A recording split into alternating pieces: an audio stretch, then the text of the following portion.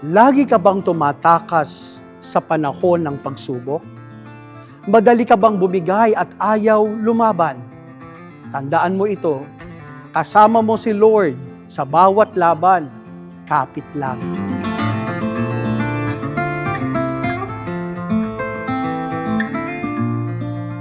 May naglalakad na dalawang alagad papuntang Emmaus. Hindi ito simpleng paglalakad, ito ay isang pagtakas. Kanilang pinaniniwalaan na si Jesus ang hinihintay na Mesiyas. Pero pagkatapos hulihin, ipakot, patayin sa krus, ay bigo pala. Hindi pala siya ang inaasam na tagapagligtas. Natakot sila. At kung titignan natin ang ating sarili, ganito rin tayo minsan. May iba't ibang klase ng pagtakas sa buhay. May pagtakas sa problema. Hindi iwasan natin, pinagpapaliban, dinadaan sa mamaya na. May pagtakas sa sakit. Gumingiti tayo sa labas, pero sa loob, sugatan. May pagtakas sa responsibilidad. Ayaw nating harapin, kaya naghahanap tayo ng distraction. Minsan, may pagtakas pa sa Diyos.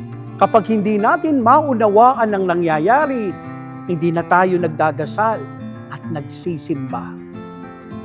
Pero sandali lang, may magandang balita. Sa kabila ng ating pagtakas, hinding-hindi tayo iniiwan ng Diyos. Habang naglalakad ang dalawang alagad, si Jesus mismo ang lumapit sa kanila. Sumabay siya sa kanilang paglalakbay. Nakinig sa kanilang kwento, dumamay sa kanilang sakit, at unti-unting binuksan niya ang kanilang puso at isipan. Ganito rin ang Diyos sa atin.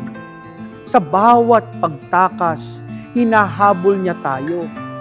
Hindi para husgahan, kundi para samahan. Mga kapatid, ang tunay na solusyon ay hindi pagtakas kundi pagharap kasama si Kristo.